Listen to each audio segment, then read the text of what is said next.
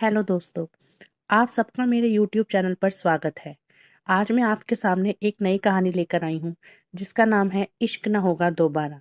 तो आइए शुरू करते हैं अपनी नई कहानी। पूरी हवेली दुल्हन सी सजा दो, कोई कमी नहीं आनी चाहिए। जल्दी जल्दी हाथ चलाओ निकम्मो। रघुवेंद्र जी अपने नौकरों पर रोब झाड़ते हुए बोलते हैं। घर में चहल पहल मची हुई थी। वीरेंद्र जी अपने कमरे से बाहर आते हुए, क्यों परेशान हो रहे हो पिताजी? सब काम हो जाएगा, आप परेशान ना हो। रघुवेंद्र जी वीरेंद्र को सर से लेकर पैर तक देखते हैं और बोलते हैं, घर पर इतना काम है, बच्चे किसी भी वक्त आते होंगे, और तुम इतना तैयार होकर कहाँ जा रहे हो? वो पिताजी, एक जरूरी काम है, बस अभी निपटा कर आया। वीरेंद्र जल्दी से बोलता है। रघुवेंद्र जी थोड़े गुस्से से, मैं देख रहा हूँ आजकल तुम्हारे सारे जरूरी काम निम्मो देवी के कोठे पर जाकर ही खत्म होते हैं। उसकी बात सुनकर वीरेंद्र जी कुछ नहीं बोल पाते और सर झुकाकर खड़े हो जाते हैं। जाओ, अपना जरूरी काम निपटा कर आओ। रघुवेंद्र रोब झाड़ते हुए बोलकर वहां से चला जाता है। वीरेंद्र बड़बड़ करते हुए आगे बढ़ जाते हैं। ये पिताजी भी ना, इनसे कुछ नहीं छिपता, ये बोल वो वहां से चले जाते हैं। रघुवेंद्र जी हवेली के अंदर आते हुए अपनी पत्नी और बहू को बुलाकर, आज रात जश्न होगा, आसपास के गांव के सभी रईस आएंगे, ध्यान रहे उनके स्वागत में कोई कमी नहीं रहनी चाहिए। सुमित्रा जी जो कि उनकी पत्नी थी, वो बोलती हैं, सब हो जाएगा, आप निश्चिंत रहें। रघुवेंद्र जी आगे बोलते हुए, मेरे बच्चे किसी भी वक्त आते होंगे, उनके स्वागत की तैयारी करो। ऐसा बोल वो फिर से बाहर चले जाते हैं अपनी देखरेख में काम करवाने के लिए। दोपहर का समय, एक गाड़ी हवेली में प्रवेश करती है और उसमें से उतरते हैं हवेली के दोनों चिराग। दोनों ने सफेद कमीज और ब्लैक पैंट पहनी हुई थी, कलाई पर बंधी खड़ी, बालों को सलीके से सेट किया हुआ। उनके आते ही ढोल नगाड़े बजने लगते हैं, फूलों की बरसात उन पर होने लगती है, पटाखों का शोर लोगों के कानों तक पहुंच जाता है, चारों तरफ नाच गाना होने लगता है। रघुवेंद्र जी आगे बढ़कर दोनों को गले से लगा लेते हैं। कैसे हो मेरे शेरों? आंखें तरस गई थी तुम्हें देखने के लिए, वो दोनों को गले से लगाते हुए बोलते हैं। समर और सम्राट अपने दादाजी के पैर छूते हैं। तभी वीरेंद्र जी वहां आ जाते हैं। दोनों उनके भी पैर छूते हैं। वीरेंद्र जी उन्हें गले से लगा लेते हैं और नोटों की एक गट्टी निकालकर उनके ऊपर से वार कर हवा में उड़ा देते हैं। हर किसी के चेहरे पर अलग ही खुशी दिख रही थी।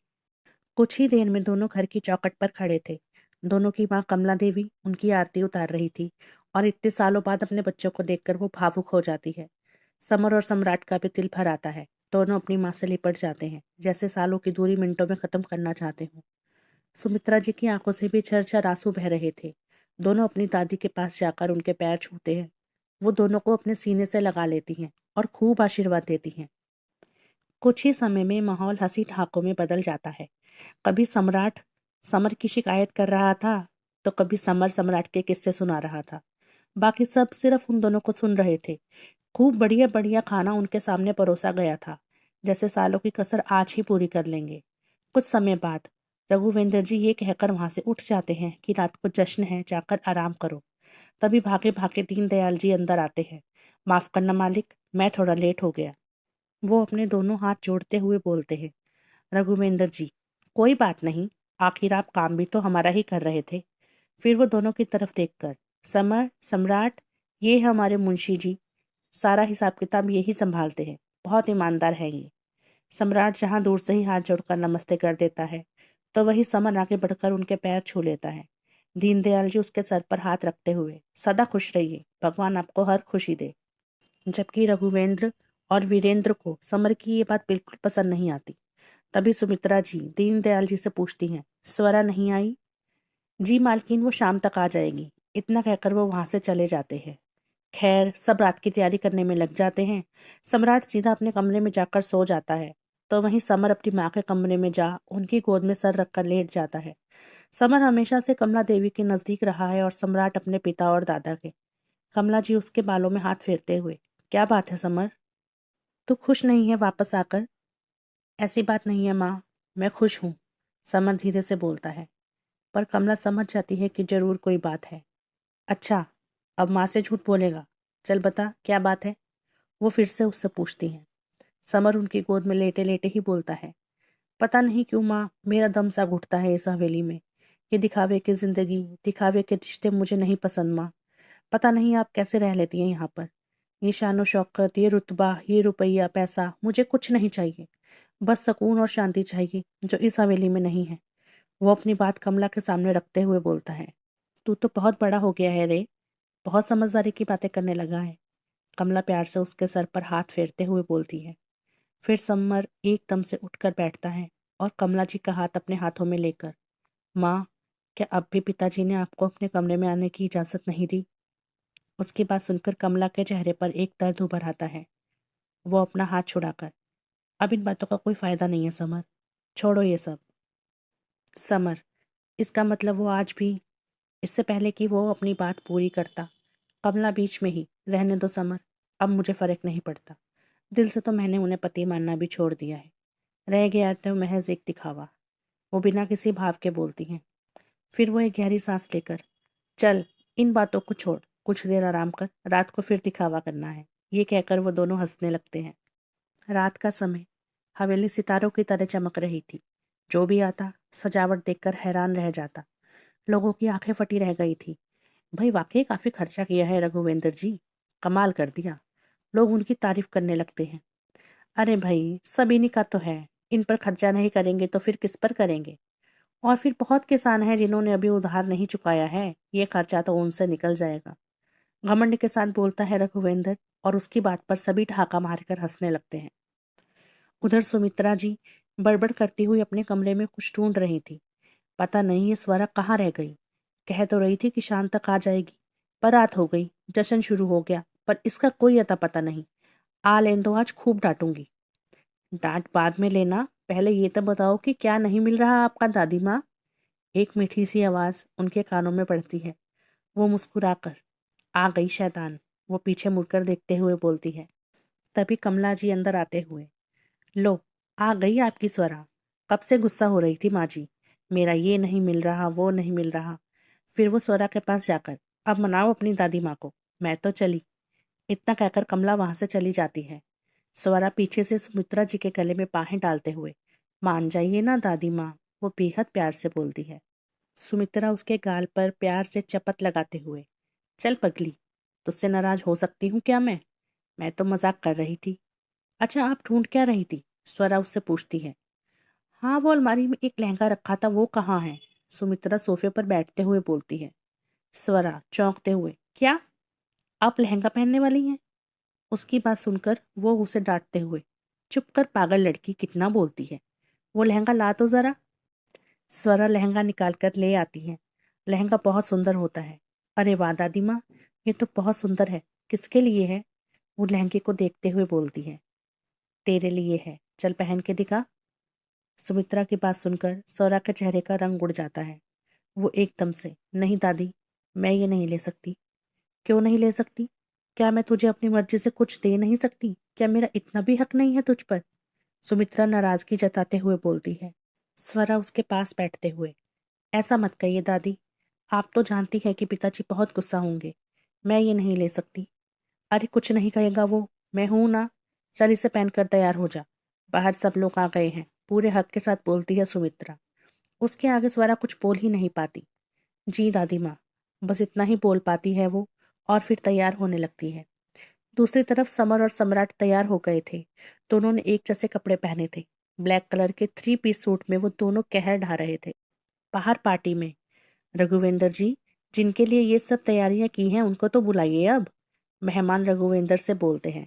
हाँ हाँ, क्यों नहीं, बस वो आते ही होंगे, लो, आ गए। वो सबको उधर देखने का इशारा करते हुए बोलता है। दोनों भाई साथ साथ चले आ रहे थे और इतने हैंडसम लग रहे थे कि बस, वहां आई लड़कियां तो बस उनको देखे ही जा रही थी और आपस में खुसर पुसर कर रही थी। हाय, ये वाला कितना हैंडसम है, ये कितना हॉट है। समर और सम्राट सबसे मिलते हैं और बातचीत करने लगते हैं। अंदर कमरे में स्वरा तैयार हो गई थी।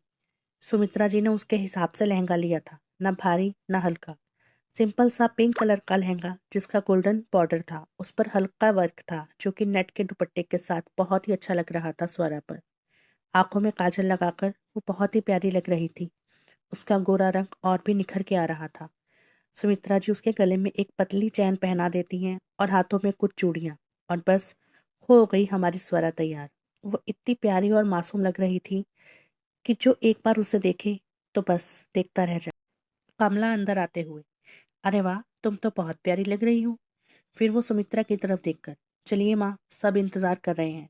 समर और सम्राट दोनों को लोग घेर कर खड़े थे और उनसे सवाल पर सवाल पूछ रहे थे। समर का तो वहां दम घुट रहा था। उसे वैसे भी ये सब पसंद नहीं था। उसको थोड़ा सुकून और शांति चाहिए थी। इसलिए वो बहाने से वहां से अंदर चला गया और वहां से सीधा छत पर। पार्टी में सम्राट की नजर हर लड़की पर थी, पर कोई था जिसकी नजरें सम्राट से हट नहीं रही थी। दोनों ही एक दूसरे को चोरी चोरी देख रहे थे। अंदर से बाहर आते वक्त कमला को कुछ याद आता है। वो एकदम से, आप चलिए माँ जी, मैं अभी आई। अरे क्या हुआ, कहाँ चली? वो उसे टोकती हैं। माँ जी, वो पापड़ सुखाने रखे थे छत पर मुझे नहीं लगता किसी ने बिना कहे उठाए होंगे। मैं लेकर आती हूँ। कमला ऊपर की तरफ अपने कदम बढ़ाते हुए बोलती है। स्वरा एकदम से, आप बाहर जाइए आंटी, पापड़ मैं लेकर आती हूँ। हाँ बहू, ये देख लेगी। तू चल मेरे साथ, वरना इनका गुस्सा तो तुझे पता ही है। सुमित्रा उसे अपने साथ ले जाते हुए बोलती है। स्वरा छत पर चली जाती है। समर छत पर रखे झूले पर बैठा ठंडी हवाओं को महसूस कर रहा था। यहाँ आकर उसको अच्छा लग रहा था। जिस सुकून को वो कब से तलाश रहा था, वो छत पर आकर मिला था उसको। सम्राट और वो लड़की अब बिना किसी परवाह के एक दूसरे को देख रहे थे। सम्राट एक नजर घुमाकर सबको देखता है कि सब घर वाले बाहर ही हैं। फिर वो उस लड़की को देखता हुआ घर के अंदर चला जाता है। वो लड़की हल्का सा मुस्कुराकर सबसे आंख बचाकर उसके पीछे चली जाती है। वो अंदर जाकर इधर उधर देखती है, पर सम्राट उसे कहीं नजर नहीं आता। पीछे से आवाज आती है, किसे ढूंढ रही हैं आप? मुझे। वो लड़की पीछे पलटकर देखती है और सम्राट को देखकर, आपको? नहीं तो फिर आप यहाँ पर क्या कर रही हैं? सम्राट स्टाइल मारते हुए बोलता है। मैं तो वॉशरूम ढूंढ रही थी। वो लड़की भी इतराते हुए बोलती है। अच्छा, आइए, मैं ले चलता हूँ। इस बार वो प्यार से बोलता है। इसके बाद वो उसको अपने कमरे में ले जाता है। वो दोनों कमरे में आते हैं। वो लड़की कमरा देखते हुए, नाइस रूम। वैसे बंदा मैं भी बहुत नाइस हूँ मैडम। सम्राट अपने दिल पर हाथ रखते हुए बोलता है। और रियली?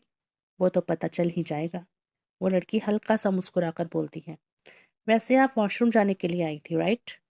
सम्राट उसके करीब जाता हुआ बोलता है। ओह हाँ, मैं तो भूल ही गई। वैसे मेरा नाम दिव्या है, दिव्या चौधरी, उमेश चौधरी की बेटी। ओह, तो तुम चौधरी अंकल की बेटी हो? सम्राट थोड़ा सा उसके और करीब जाते हुए बोलता है।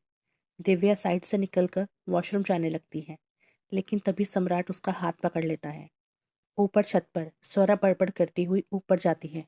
ओफो, कहाँ सुखाए हैं ये पापड़? ओ हाँ, वो रहे। पीछे बैठे समर पर उसका ध्यान ही नहीं जाता। दोनों को चेहरा दूसरी तरफ होता है। समर आंख बंद करके ठंडी हवाओं को महसूस कर रहा था। सम्राट दिव्या का हाथ पकड़कर अपनी ओर खींच लेता है। उसके ऐसा करने से दिव्या सम्राट के बेहद करीब आ जाती है। सम्राट के हाथ उसकी कमर पर चले जाते हैं। दिव्या इस बात का बिल्कुल विरोध नहीं करती। पीछे लगे आईने में से दिव्या की कमर साफ दिखाई दे रही थी। सम्राट उसको कमर से पकड़कर अपने और भी करीब कर लेता है। दोनों एक दूसरे की आंखों में देखते हैं। सम्राट उसके ब्लाउज की डोरी खींच देता है और अपने होंठ उसके होठों पर रख देता है। कुछ देर में वो दोनों बिस्तर पर होते हैं। ऊपर छत पर स्वरा की चूड़ियों की आवाज से समर का ध्यान टूटता है। अपने सुकून में उसको इस समय कुछ बर्दाश्त नहीं था। वो पीछे पलटते हुए, कौन है ये इतनी रात को? पर स्वरा को देखकर उसके शब्द मुंह में ही रह जाते हैं। जीवन में पहली बार किसी लड़की को उसने इतनी गौर से देखा था। कोई सादगी में भी इतना सुंदर लग सकता है, ये देखकर वो हैरान था। स्वरा का ध्यान उस ओर नहीं जाता। वो तो बस अपने पापड़ उठाने में व्यस्त थी। नीचे बैठी स्वरा अपने चूड़ियों वाले हाथों से पापड़ उठाती बेहद हसीन लग रही थी। हवा से लहराते बाल उसको तंग कर रहे थे, जिन्हें वो बड़ी अदा से पीछे कर रही थी। समर के लिए नजरें हटाना मुश्किल हो रहा था। पापड़ उठाकर जैसे ही वो खड़ी हुई, फिर एक हाथ से लहंगे को पकड़ वो धीरे धीरे वहां से जाने लगी। उसके पीछे पीछे समर भी चल। कपड़े पहनता हुआ सम्राट बिस्तर से उठ खड़ा होता है। अब उसके चेहरे के भाव बदले हुए थे। दिव्या उसके गले में पीछे से बाहें डालते हुए, मैं कल ही अपने पापा को भेजूंगी। सम्राट उसकी बाहें हटाते हुए, किस लिए? वो अपने माथे पर सिलवटें डालते हुए बोलता है। दिव्या चहकते हुए, अपने रिश्ते के लिए। शादी जो करनी है मुझे तुमसे, और हम दोनों के पापा भी यही चाहते हैं। और सबसे बड़ी बात, मैं तुम्हें बहुत पसंद करती हूँ, तभी तो तुम्हारे साथ। सम्राट अपनी शर्ट के बटन बंद करता है और उसे टोकते हुए, पापा के चाहने से क्या होता है? ये शादी नहीं होगी। मैं पसंद नहीं करता तुम्हें। दिव्या हैरानी से। मतलब? सम्राट गुस्से से। मतलब मुझे तुमसे शादी नहीं करनी है। पर क्यों? फिर अभी जो हमारे बीच हुआ। दिव्या रुआंसी होते हुए बोलती है। हमारे बीच जो भी हुआ तुम्हारी मर्जी से हुआ। कोई जबरदस्ती नहीं की मैंने तुम्हारे साथ। और वैसे भी तुम मेरे पीछे आई थी, मैं तुम्हें बुलाकर नहीं लाया था। इसलिए अपना ये ड्रामा बंद करो। अपना ये हुलिया ठीक करो और निकलो यहाँ से। वरना मेरा तो कुछ नहीं जाएगा, लेकिन तुम्हें अगर किसी ने ऐसी हालत में देख लिया तो जवाब देना मुश्किल हो जाएगा तुम्हें। समझी? चलो उठो जल्दी और निकलो मेरे रूम से। सम्राट बहुत रूडली बोलता है। सम्राट टेढ़ा मुस्कुराकर। वो दिन मेरी जिंदगी में कभी नहीं आएगा। सम्राट प्रताप सिंह लड़कियों का दिल तोड़ता है। ऐसी कोई लड़की नहीं बनी जो सम्राट का दिल तोड़े। समझी? फिर वो उसकी बाजू पकड़कर कमरे का गेट खोल उसे बाहर धक्का दे देता है। गो टू हेल और दोबारा अपनी शक्ल मत दिखाना। तो दोस्तों, आपको मेरी नई कहानी की शुरुआत कैसी लगी? हाँ, मानती हूँ ये कहानी थोड़ी सी भावुक कर देने वाली है, पर प्लीज़ कहानी को कहानी की तरह लें। अगर आपको ये कहानी अच्छी लगे तो वीडियो को लाइक करें, कमेंट में ज़रूर बताएं और हर बार की तरह चैनल को ज़रूर सब्सक्राइब करें। जिन लोगों ने अभी तक सब्सक्राइब नहीं किया है वो प्लीज़ सब्सक्राइब कर लें, ताकि इस कहानी के विभाग में आपको जल्द से जल्द दे सकूं। जितनी जल्दी आप सब्सक्राइब करोगे उतनी जल्दी जल्दी आपको कहानी का नेक्स्ट पार्ट मिलता रहेगा। और प्लीज़ कमेंट भी ज़रूर करें। Thank you.